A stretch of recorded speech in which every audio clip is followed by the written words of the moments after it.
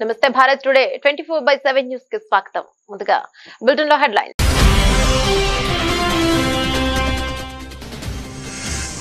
టారిఫ్లపై చర్చలు జరిపేందుకు సిద్ధమని మరోమారు ప్రకటించిన అమెరికా అధ్యక్షుడు. జపాన్, సౌత్ కొరియాల ప్రతినిధులు చర్చలకు వస్తున్నారని వివరణ.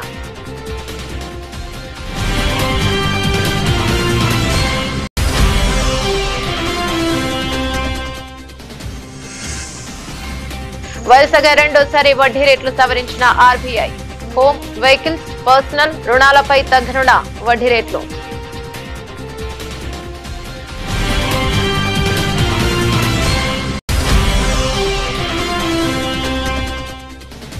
భారత్ కు రేపు 26/11 ముంబై ఉగ్రదాడి సూత్రధారి తహవూర్ రానా అప్పగింత కార్యక్రమాన్ని నిశితంగా పరిశీలిస్తున్న అజిత్ దోవల్. కేంద్ర హోంమంత్రిత్వ శాఖ.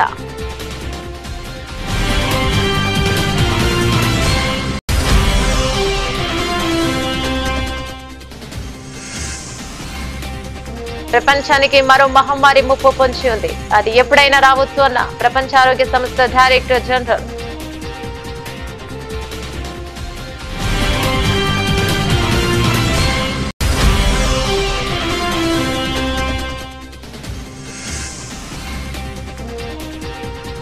వర్క్ సవరణ చట్టం అమల్లోకి వచ్చింది. గెజెట్ విడుదల చేసిన కేంద్రం.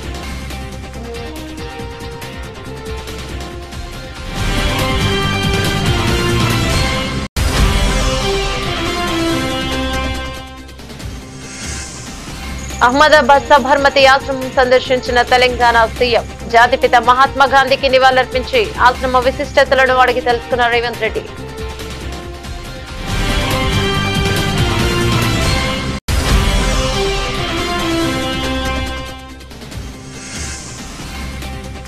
పవన్ కుమారుడు మార్క్ శంకర్ కు కొనసాగుతున్న చికిత్స. నేరుగా ఆసుపత్రికి చేరుకుని కుమారుడిని చూసిన డిప్యూటీ సీఎం.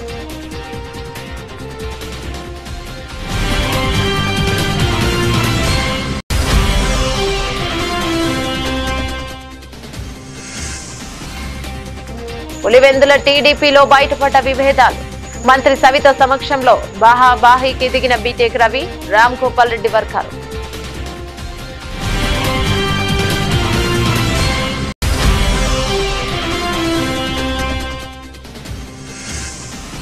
వైఎస్ జగన్ విమర్శించే స్థాయి ఎస్ఐ సుధాకర్ యాదవ్ కు లేదు. మాజీ MLA Thopudurthi Prakash Reddy strong counter.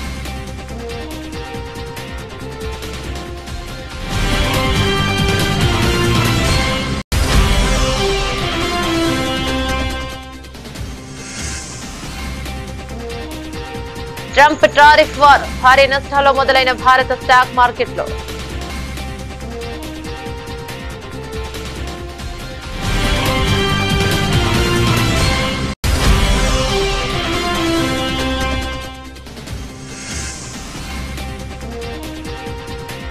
పరుగుల వర్షం కురిసిన మ్యాచ్. లక్నోపై 4 పరుగుల తేడాతో ఓడిన కోల్కతా.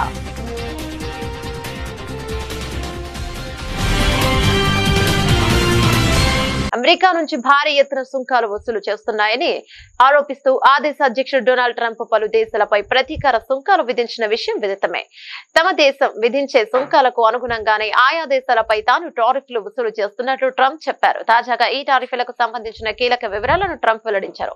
మంగళవారం వైట్ హౌస్ లో కేబినెట్ సభ్యులు మీడియా ప్రతినిధులతో మాట్లాడుతూ తాజా టారిఫ్లతో అమెరికాకు కనివినేరుగని రీతిలో డబ్బు వచ్చి పడుతోందన్నారు. రోజుకు $2 బిలియన్ అమెరికా ఖజానాలో జమవుతున్నాయని తెలిపారు. అమెరికాకు దిగుమతయ్యే అన్ని వస్తువులపై వసూలు చేస్తున్న కనీస టారిఫ్ సొమ్ము కూడా ఇందులో ఉందన్నారు.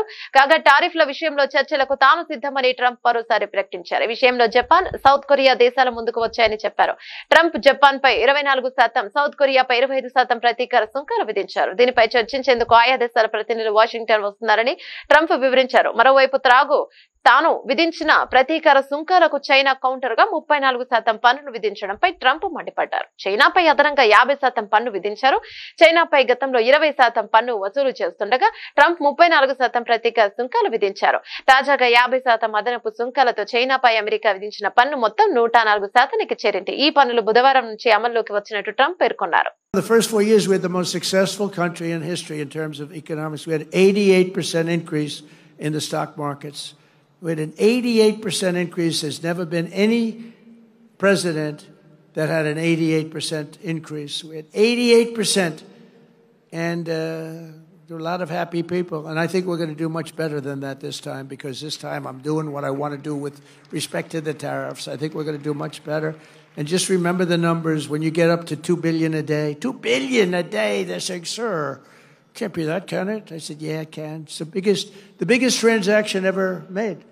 This is bigger than any deal. You guys, some of you work for companies. Your companies are peanuts. I don't care how big they are. This is the largest transaction in the history of our country. And don't let some of these politicians go around saying, because I'm telling you, these countries are calling us up, kissing my ass. They are dying to make a deal. Please, sir, make a deal. I'll do anything, sir. And then I'll see some rebel Republican, some guy that wants to grandstand, say, I think that Congress should take over negotiations. Let me tell you, you don't negotiate like I negotiate. Congress takes over negotiating. Sell America fast, because you're going to go busted. You don't. I just saw it today. A couple of your congressmen said, I think we should get involved in the negotiation of the tariffs. Oh, that's what I need. I need some guy telling me how to negotiate.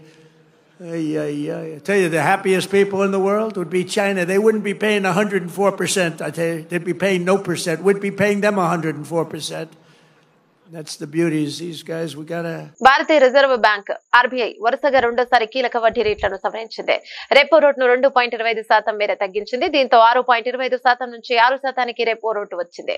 ఈ మేరకు ద్రవ్య పరపతి విధాన committee నిర్ణయాలను RBI governor Sanjay Malhotra వెల్లడించారు. దీంతో home vehicle, personal రుణాలపై వడ్డీ రేట్లు తగ్గనున్నాయి. కాగా ఫిబ్రవరిలోనూ వడ్డీ రేట్లను 25 బేసిస్ పాయింట్ల మేర తగ్గించే విషయం తెలిసిందే. ప్రస్తుతం దేశీయంగా ద్రవ్యోల్బణం నియంత్రణ దశలోనే ఉంది.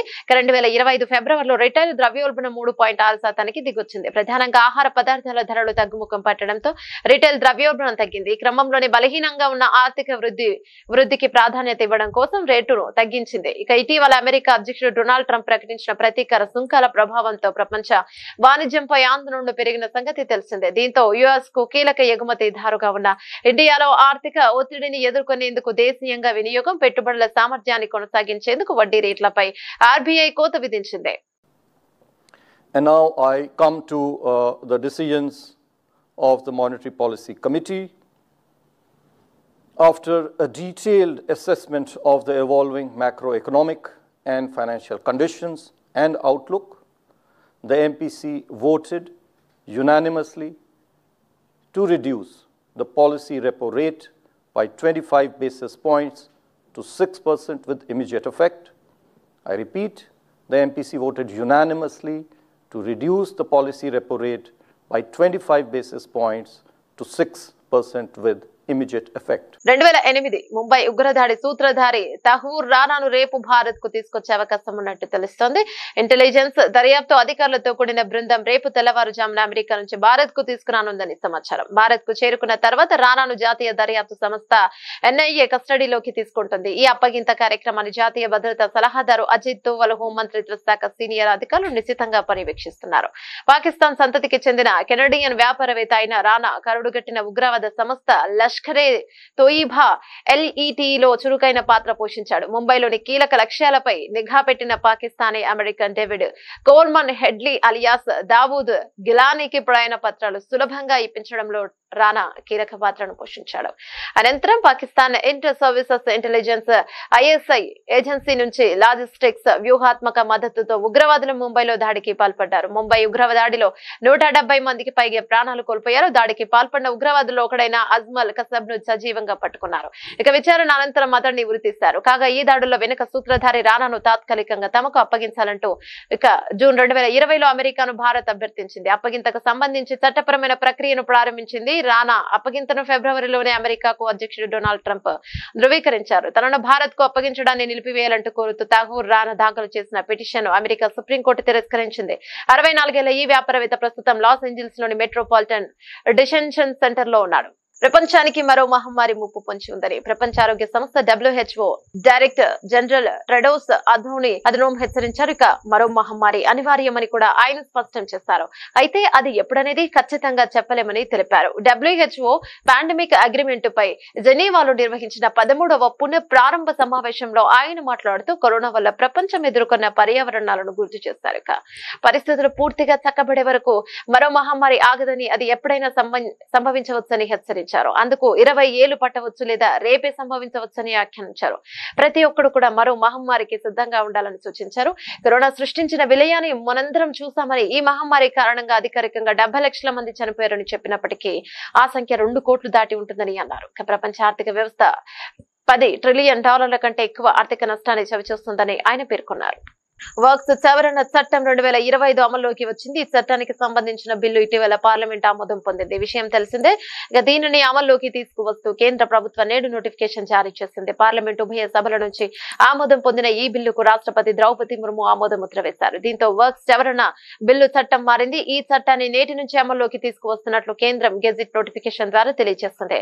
ఇక మరోవైపు ఈ వర్క్స్ చట్టంపై కాంగ్రెస్, మజ్లిస్ పార్టీల ఎంపీలు, ముస్లిం సంఘాల ప్రతినిధులు సుప్రీంకోర్టును ఆశ్రయించారు. దీనికి సంబంధించి మొత్తం 15 పిటిషన్లు దాఖలయ్యాయి. ఇక ఈ పిటిషన్లను విచారణకు స్వీకరించిన సుప్రీంకోర్టు ఈ నెల 16న విచారణ చేపట్టనుంది. కేంద్ర ప్రభుత్వం కూడా కేవియట్ విశ్లేషణ దాఖలు చేసింది. తమ అభిప్రాయాలను తెలుసుకోకుండా ఎలాంటి ఆదేశాలు జారీ చేయవద్దని సుప్రీంకోర్టును కోరింది. ముఖ్యమంత్రి రేవంత్ రెడ్డి గారు అహ్మదాబాద్ సబర్మతి ఆశ్రమం సందర్శించి జాతిపిత మహాత్మా గాంధీ గారికి నివాళులర్పించారు. సబర్మతి ఆశ్రమంలో సాగిన మహాత్మా గాంధీ జీవన విధానం, ఆశ్రమ విశిష్టతలను ముఖ్యమంత్రి అడిగి తెలుసుకున్నారు. ఆశ్రమంలో గాంధీ వాడిన చెరఖాను తిప్పి దాన్ని పరిశీలించారు. అనంతరం ఆశ్రమంలో నిర్వహించిన ప్రార్థనలో పాల్గొన్నారు.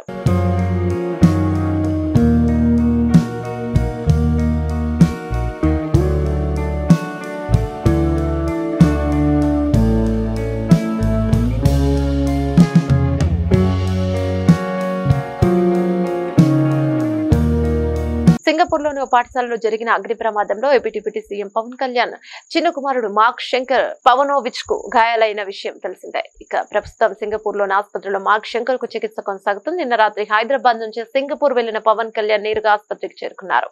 ఇక తన కుమారుని శంకర్ ను చూశారు. చేతులు, కాలకు గాయాలు కావడంతో పాటు ఊపిరితిత్తుల్లోకి పొగ చేయడంతో మార్క్ శంకర్ కు అత్యవసర వార్డులో చికిత్స అందిస్తున్నారు. పవన్ అక్కడికి వైద్యులు, అధికారులతో మాట్లాడారు. మార్క్ కోలుకుంటున్నాడని, ఊపిరితిత్తుల్లోకి పొగ చేరడంతోనే తలెత్తే ఆరోగ్యపరమైన ఇబ్బందులపై పరీక్షలు చేస్తున్నామని తెలిపారు. భారత కాలమాన ప్రకారం బుధవారం ఉదయం అత్యవసర వార్డు నుంచి మార్క్ ను వేరే గదికి మార్చినట్టు తెలుస్తోంది. ఇక మరో 3 రోజుల పాటు వైద్య పరీక్షలు చేయాల్సి ఉంటుందని ఆసుపత్రి వైద్యులు తెలియజేశారు. My wholehearted gratitude and heartfelt namaskars to Honorable Prime Minister Sri Narendra Modi ji for giving me a call and assuring me that everything is going to be all right.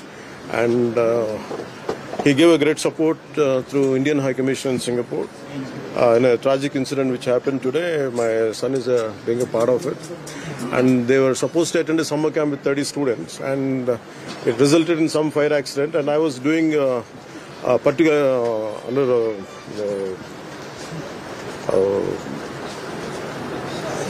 because and particularly vulnerable tribal groups related, some road foundation is there, which is called Adavitalli Bata. I've been visiting there. So today morning I got a call from my wife around 8ish or 8:30. This kind of incident happened. Suddenly I got a call from the school, and they asked me in a panic call. I said they asked me to come to the school. Some fire accident happened. But when I heard it, actually I thought it was a very simple, some kind of very simple incident. But then later I realized the magnitude of that. And even when a kid had to lost life in this, and a lot of children are in a hospital right now, and my son is going through right now, and I think under general anesthesia and going through bronchoscopy.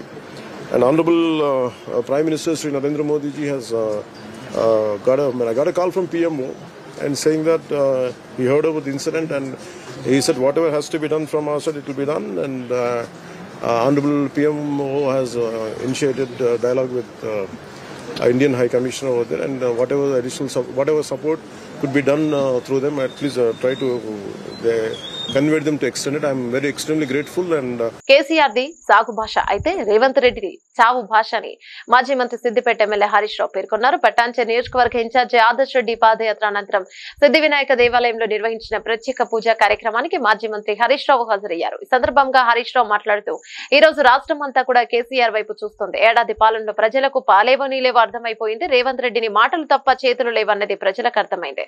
Revanth Reddy Congress party ఎన్నికలు ఇచ్చిన ఒక్క హామీ కూడా నెరవేర్చలేదు అని అన్నారు. ఇక మేము వస్తే ఫార్మాసిటీ భూములని రైతులకు వాపసిస్తామన్నారు. ఇప్పుడేమో 16,000 ఎకరాల ఫార్మాసిటీ కోసం స్వీకరిస్తామని ప్రకటించారని హరీష్ రావు గుర్తు చేశారు. కేసీఆర్ ది సాగు భాష అయితే రేవంత్ రెడ్డిది చావు భాష. కేసీఆర్ ఎప్పుడు మాట్లాడినా మిషన్ కాకతీయ కింద చెరువులు బాగు చేయమన్నాడు, వాగుల మీద చెక్ డ్యాములు కట్టమన్నాడు, ప్రాజెక్టులు కట్టమన్నాడు, రైతులకు నీళ్లు ఇవ్వమన్నాడు, రైతులకు నీటి తీరువా రద్దు చేసిన భాష కేసీఆర్ది. రేవంత్ రెడ్డి మాట్లాడితే ఏమవుతాడు? నీ పేగులు వీక్తా, మెడలేసుకుంటా, నేను తొండలు సొర్రగొడతా, తొక్కుతా, సంపుతా, సీరుతా, బట్టలు కూడా వీక్తా, గిద్దప్ప సాగు భాష తప్ప ఒక్క మంచి భాష మాట్లాడిండా ముఖ్యమంత్రి? కేసీఆర్ది సాగు భాష, రేవంత్ రెడ్డిది చావు భాష. ఇంతకు మించి నువ్వు చేసింది ఏమున్నది రేవంత్ రెడ్డి అని అడుగుతా ఉండు. ఇవాళ ఈయన పని ఢిల్లీలో కూడా అయిపోయింది. మొన్న బీసీల ధర్నా అని ఢిల్లీకి పోయిండు, ధర్నా పెట్టిండు. ధర్నాకు రేవంత్ రెడ్డి ఏం చెప్పిండు? నేను రాహుల్ గాంధీని తోలుకొత్తా, ప్రధానమంత్రిని ఒప్పిస్తా, పార్లమెంట్లో బిల్లు పాస్ చేపిస్తా అని మాట్లాడిండు. కానీ ఢిల్లీ దాకా పోయినాక అర్థమైంది ఏంది? ఈయన పిలిస్తే రాహుల్ గాంధీ రాలే. ఈయన ధర్నా పెడితే ఈయన పార్టీ నాయకుడు రాహుల్ గాంధీ ఢిల్లీలో ఉండి ధర్నాకు రాలే, అపాయింట్మెంట్ కూడా ఇయ్యలే ఈయనకు. లాస్ట్కి ఈయన వాపస్ వచ్చిండు. ఈయన వచ్చినాక తెల్లారి మాత్రం మిగతా పిసిసి అధ్యక్షుడు, ఉప ముఖ్యమంత్రిని అందరినీ పిలిచి సోనియా గాంధీ ఫోటోలు దిగింది, రాహుల్ గాంధీ ఫోటోలు దిగింది. రేవంత్ రెడ్డికి మాత్రం తలుపులు బంద్ పెడుతున్నారు. ఈయనని కలుస్తలేదు, వాళ్ళని పిలిచి ఫోటోలు దిగింది తప్ప ఈయన పిలిస్తే ధర్నాకు రాలే, ఈయన కలుస్తారంటే తలుపులు తెరవలే. ఇది ఇలా రేవంత్ రెడ్డి పరిస్థితి అయిపోయింది. వైసీపీ అధినేత జగన్ ఇలాఖా పులివెందులలో టీడీపీలో వర్గ విభేదాలు బయటపడ్డాయి. Pulivendula party incharge BTech Ravi, TDP MLC Ram Gopal Reddy మధ్య చాలా కాలంగా ఆధిపత్య పోరు నడుస్తోంది. క్రమంలో ఈ రోజు పులివెందుల్లో జరిగిన టీడీపీ విస్తృత స్థాయి సమావేశంలో ఇరు వర్గాలకు చెందిన వారు బాహాబాహీకి దిగారు. సమావేశం జిల్లా ఇన్ఛార్జి మంత్రి సవిత ఆధ్వర్యంలో జరిగింది. ఆమె సమక్షంలోనే ఇరు వర్గాలు గొడవకు దిగాయి. వేదికపై రామ్ గోపాల్ రెడ్డి ఉండకూడదని, వేదిక దిగిపోవాలని బీటెక్ రవి వర్గీయులు నినాదాలు చేశారు. దీంతో రామ్ గోపాల్ రెడ్డి వర్గీయులు కూడా పోటీగా నినాదాలు చేశారు. ఈ క్రమంలో పోలీసులు జోక్యం చేసుకుని ఇరు వర్గాలకు సర్ది చెప్పారు. అనంతరం విస్తృత స్థాయి సమావేశం సజావుగా కొనసాగింది. రామగిరి ఎస్ఐ సుధాకర్ యాదవ్ వ్యవహార శైలి మొదటి నుంచి వివాదాస్పదంగానే ఉందని, ఆయన కారణంగానే వైఎస్ఆర్సీపీ కార్యకర్త బీసీ నేత కురుబ లింగమయ్య హత్యకు గురయ్యారని మాజీ ఎమ్మెల్యే తోపుదుర్తి ప్రకాష్ రెడ్డి మండిపడ్డారు. ఎస్ఐ సుధాకరే కారణం, ఆయనే సరిగ్గా విధులు నిర్వహించి ఉంటే కురుబ లింగమయ్య హత్య జరిగి ఉండేదని ప్రశ్నించారు. మాజీ సీఎం వైఎస్ జగన్ ఉద్దేశించి ఎస్ఐ సుధాకర్ చేసిన కామెంట్లకు ప్రకాష్ రెడ్డి బుధవారం స్ట్రాంగ్ కౌంటర్ ఇచ్చారు. 27 రాత్రి పాపిరెడ్డిపల్లి గ్రామంలో జయచంద్రారెడ్డి ఇంటిపైన దాడి చేయలేదా? ఇదే నిందితులు, హత్య కేసు నిందితులు, ఈ నేరస్తులు దాడి చేయలేదా? 28వ తేదీ దాడి చేయలేదా? మరి ఎక్కడ పోయినాయి నీ ధర్మ పన్నాలు? నీ ధర్మ సందేశాలు ఎక్కడ పోయినాయి? ఏ మూలం దాక్కున్నాయి నీ ధర్మ సందేశాలు? నీ నిజాయితీ గురించి మాట్లాడేటువంటి మాటలు ఎక్కడ నక్కినాయి? 27వ తేదీ ఇదే పాపిరెడ్డిపల్లిలో దాడి జరిగితే పోలీసులను పంపించావా? పోనీ నువ్వు వెళ్ళావు కదా, నువ్వే కదా ఎస్హెచ్ఓ, వెళ్ళావా? దాడి నిరోధించావా? ఆ దాడిని అడ్డుకున్నటువంటి కురుబ లింగమయ్య కుమారులు వారికి టార్గెట్ కాలేదా? అడ్డుకోవాల్సింది మీరు కాదా, పోలీసులు కాదా? మీరు చేయలేని పనిని తాము చేయాలనేసి ఆ దౌర్జన్యానికి ఎదురుపైన లింగమయ్య కుమారుల పైన కక్ష పెంచుకున్నది వాస్తవం కాదా? ఈ హత్య కేసులో ముద్దాయిలు పరిటాల సునీత తమ్ముడు, ఆమె తమ్ముళ్ళ కొడుకులు ఆ కురువ లింగమయ్య పైన కానీ వారి కుమారుల పైన కక్ష పెంచుకున్నది అందుకు కదా? మరి 27 దాడి జరిగి 28 దాడి జరిగి జయచంద్రారెడ్డి ఇంటి పైన నీ వైఫల్యం వల్ల 30వ తేదీ హత్య జరగలేదు అదే గ్రామంలో, లింగమయ్య హత్య జరగలే. మరి 28వ తేదీ పోలేపల్లి ఎంపీటీసీ కొడుకును ఇదే ముద్దాయిలు పిలిచి బెదిరించడం వాస్తవం కదా? నువ్వు పోయి కొండయ్య గంతిమర్రి ఎంపీటీసీని బెదిరించడం వాస్తవం కదా? ఇంత దిగజారాలనా సుధాకర్? ఎవరిని నమ్ముకొని నువ్వు చేస్తున్నావు ఇది? పరిటాల సునీత నీకు టికెట్ ఇప్పించేటువంటి సామర్థ్యం ఉందనుకుంటున్నావా?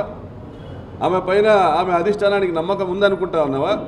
అవసరం తీరేంత వరకు చంద్రబాబు తర్వాత ఏ ప్రభుత్వం వచ్చినా ఆ ప్రభుత్వంతో చట్టపట్టాలు వేసుకుని పనులు చేసుకునే విధానం కాదు ఆమెది. ఆమె భర్త చంద్రబాబు నాయుడు గారిని తిట్టిన విషయం మీకు తెలిసినా, తిట్టే తిట్లు మీకు తెలిసినా, ఆమె భర్త కానీ ఆమె కుమారుడు కానీ మొన్న టికెట్ ఇవ్వలేదని బతికినప్పుడు ఆమె భర్త కానీ చంద్రబాబు నాయుడిని తొన్నినా కొడుకొని తిట్టినారు. చంద్రబాబు నాయుడిని తొన్నినా కొడుకొని తిట్టినారు పరిటాల కుటుంబం. ఎప్పుడు కూడా 4 గోడల మధ్య చంద్రబాబు నాయుడిని తిడుతుంది. వీళ్ళ ఉద్దేశం ఏంటంటే చంద్రబాబు నాయుడు వల్ల ఈ రాష్ట్రంలో తెలుగుదేశం పార్టీకి ఇమేజ్ లేదంట, పరిటాల రవి వల్ల ఈ రాష్ట్రంలో తెలుగుదేశం పార్టీకి ఇమేజ్ ఉందంట. ఇది వీళ్ళ అభిప్రాయం. మరి దీనికి అంతటికీ కారణం ఎవరు చెప్పను సుధాకర్. ఏ విధంగా అయితే ఈ కేసు నీరుగార్చే ప్రయత్నం చేశావు, నువ్వు నమోదు చేసిన ఎఫ్ఐఆర్, నువ్వు కంప్లైంట్ ఏ విధంగా తీసుకున్నావు? మీరు పోలీసులు 20 మంది ఆ హత్య సంఘటనలో పాల్గొంటే మీరు పోలీసులు వెళ్ళి అప్పటికప్పుడు ఒక కంప్లైంట్ కాగితం రాసుకొని చదువు రాని లోకజ్ఞానం లేని లింగమయ్య అన్న భార్య దగ్గరికి వెళ్ళి ఆమెతో ఏలిమూత్ర వేయించుకున్నారే. ఎలా వేయించుకున్నారు? కనీసం స్టేషన్ నుంచి ఒక ఇంక్ ప్యాడ్ తీసుకొని పోయినారా?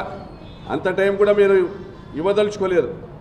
ఆమె కళ్ళకున్న కాటుకను చేతికి పూసుకొని ఇంట్లో కాటుక డబ్బీని తీసుకొచ్చి చేతికి పూసుకొని ఆ కాటుక డబ్బీతో కాదా ఆ కాటుకతో కాదా మీరు ఏలిముద్ర వేయించింది? అంటే నిజాల్ని మరుగున పరచడానికి మీరు ఎంత తాపత్రయపడ్డారో అర్థం అవ్వట్లేదా సుధాకర్? ప్రధానమంత్రి ముద్రా యోజన 10వ వార్షికోత్సవం సందర్భంగా రుణాలు తీసుకున్న మహిళలతో ప్రధాని నరేంద్ర మోదీ ఢిల్లీలోని తన నివాసంలో భేటీ అయ్యారు. ఈ సందర్భంగా ఓ ఆసక్తికర ఘటన జరిగింది. ఆంధ్రప్రదేశ్ కు చెందిన ఓ మహిళ మోదీతో మాట్లాడుతూ తనకు హిందీ రాదని చెప్పారు. దీంతో పర్వాలేదు, మీరు తెలుగులోనే మాట్లాడండి అంటూ మోదీ ప్రోత్సహించారు.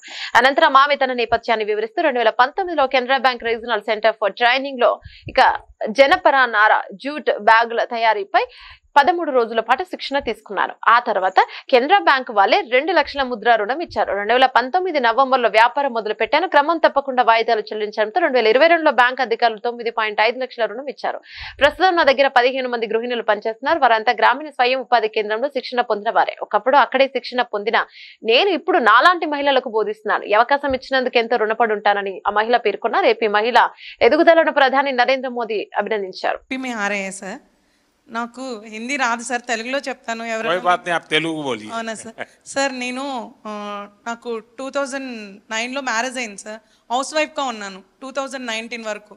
మన Canara bank RSETI central government training ఇన్స్టిట్యూట్లోనే నేను ట్రైనింగ్ తీసుకున్నాను జూట్ బ్యాగ్స్కి 13 days ప్రోగ్రామ్. బ్యాంక్లో చెప్పి నాకు 2 lakhs loan Mudra loan sanction చేయించారు సార్. అప్పుడు నేను 2019 నవంబర్లో నా బిజినెస్ స్టార్ట్ చేశాను. కెనరా బ్యాంక్ వాళ్ళు నన్ను నమ్మి నాకు లోన్ ఇచ్చారు సార్ 2 lakhs. ఏమీ షూరిటీ లేదు, ఎవరు నాకు సపోర్ట్ చేయలేదు. Without surety 2 lakhs loan sanction అయింది. తర్వాత 2022లో మళ్ళీ కెనరా బ్యాంకు నా రీపేమెంట్ చూసి 9.5 lakh లోన్ నాకు శాంక్షన్ చేశారు సార్. ఇప్పుడు నా దగ్గర 15 members వర్క్ చేస్తున్నారు. 2 lakhs से शुरू किया, 9.5 lakh तक पहुंच गए. Yes sir. How many people are working with you? 15 members sir. 15. All are housewives, all are RCT trainees. Rural self-employment training institute में training jute. I am also jute faculty also.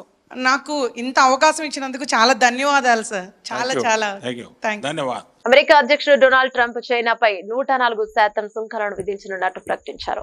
America సుంకాలపై China వెనక్కి తగ్గపోవడంతో తాజాగా కొత్త సుంకాలను ప్రకటించారు. క్రమంలో వాణిజ్య యుద్ధం భయాల నేపథ్యంలో మార్కెట్లు ఒక్కసారిగా నష్టాల్లోకి చేరుకున్నాయి.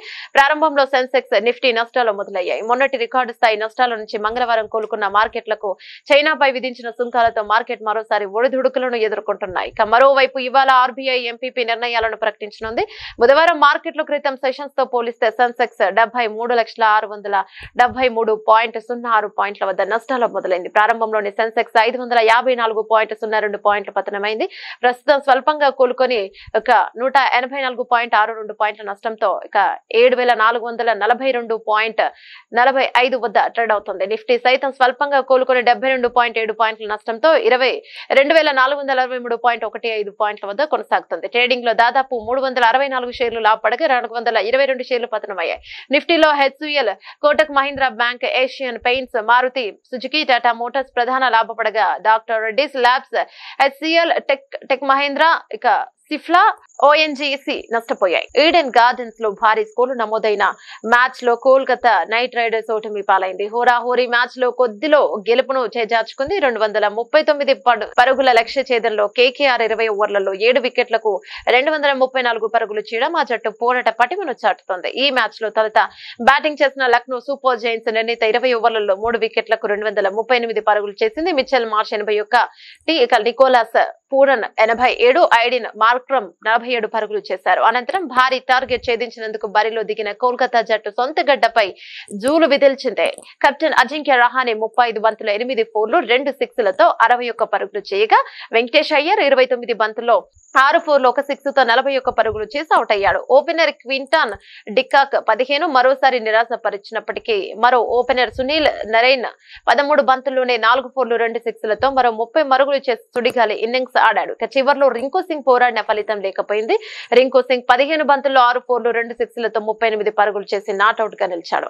ఇక ఆఖరి ఓవర్లో కేకేఆర్ విజయానికి 24 పరుగులు అవసరం కాక కోల్కతా జట్టును 19 పరుగులకే చేసి ఓటమి పాలైంది. రవి బిష్ణోయ్ విసిరిన ఆ ఓవర్లో రింకు సింగ్ 2 ఫోర్లు 1 సిక్స్ కొట్టగా హర్షిత్ రాణా ఒక 4 కొట్టాడు. ఇక విజయానికి దగ్గరగా వచ్చి ఓడిపోవడంతో కోల్కతా శిబిరంలో తీవ్ర నిరాశ నెలకొంది. లక్నో సూపర్ జైంట్స్ బౌలర్లలో ఆకాశ్ దీప్ 2, సాదుల్ ఠాగూర్ 2, అవేష్ ఖాన్ 1, ఇక దిగ్వేష్ రాఠీ 1, రవి బిష్ణోయ్ 1 వికెట్ తీశారు.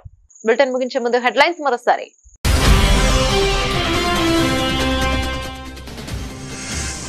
టారిఫ్లపై చర్చలు జరిపేందుకు సిద్ధమని మరోమారు ప్రకటించిన అమెరికా అధ్యక్షుడు. జపాన్, సౌత్ కొరియాల ప్రతినిధులు చర్చలకు వస్తున్నారని వివరణ.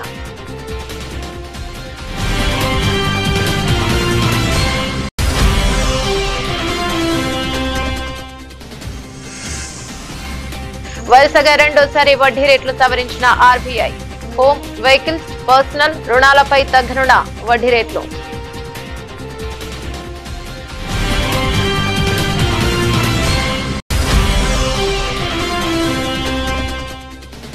భారత్ కు రేపు 26/11 ముంబై ఉగ్రదాడి సూత్రధారి తహవూర్ రాణా అప్పగింత కార్యక్రమాన్ని నిశితంగా పరిశీలిస్తున్న అజిత్ దోవల్. కేంద్ర హోంమంత్రిత్వ శాఖ.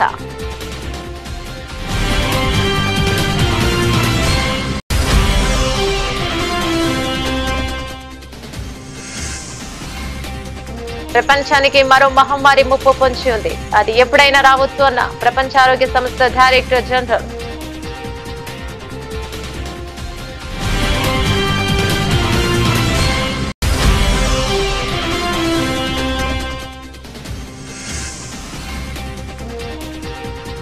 వర్క్ సవరణ చట్టం అమల్లోకి వచ్చింది. గెజెట్ విడుదల చేసిన కేంద్రం.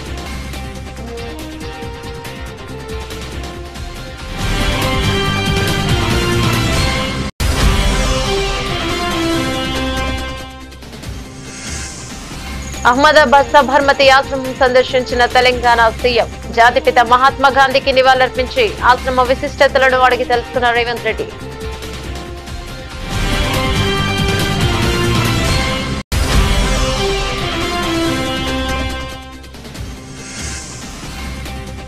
పవన్ కుమారుడు మార్క్ శంకర్ కు కొనసాగుతున్న చికిత్స. నేరుగా ఆసుపత్రికి చేరుకుని కుమారుడిని చూసిన డిప్యూటీ సీఎం.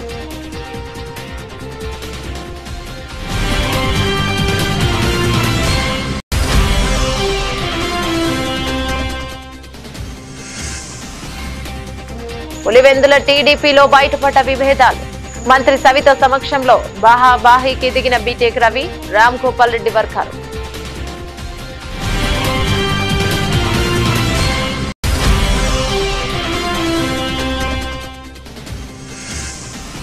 వైఎస్ జగన్ విమర్శించే స్థాయి ఎస్ఐ సుధాకర్ యాదవ్ కు లేదు. మాజీ MLA Thopudurthi Prakash Reddy strong counter.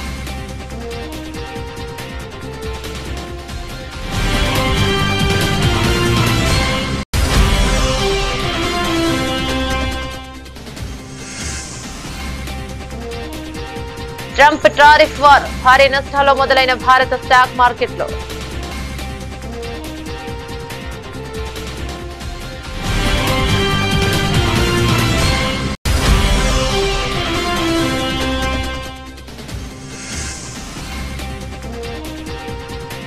పరుగుల వర్షం కురిసిన మ్యాచ్. లక్నోపై 4 పరుగుల తేడాతో ఓడిన కోల్కతా.